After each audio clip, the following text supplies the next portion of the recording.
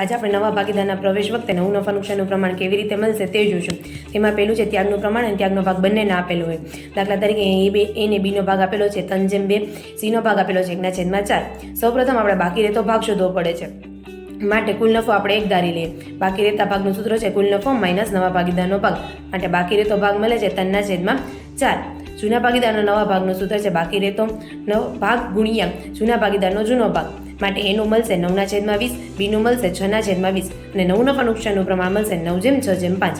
બીજું છે જ્યારે ત્યાગનો ભાગ આપેલો હોય. દાખલા તરીકે નફા નુકસાનનું પ્રમાણ આપેલું છે 4/3, C નો ભાગ આપેલો છે 1/7 અને A નો ત્યાગ આપેલો છે 2/21 અને B નો ત્યાગ આપેલો છે 1/21. માટે જૂના ભાગીદારનો નવો ભાગ શોધવા માટે જૂનો ભાગ માઇનસ ત્યાગ. માટે એનો મળશે 10/21, બીનો મળશે 8/21 અને નફા નુકસાનનું પ્રમાણ મળશે 10/8/3. ત્રીજું છે જ્યારે ત્યાગનું પ્રમાણ આપેલું હોય. દાખલા તરીકે નફા નુકસાનનું પ્રમાણ આપેલું છે 5/3, C નો ભાગ આપેલો છે 1/4 અને ત્યાગનું પ્રમાણ આપેલું છે 3/1. માટે સૌપ્રથમ આપણે ત્યાગ શોધવો પડશે. ત્યાગનું સૂત્ર છે નવા ભાગીદારનો ભાગ ગુણ્યા ત્યાગ. માટે એનો ત્યાગ મળે છે 3/16 અને બીનો મળે છે 1/16.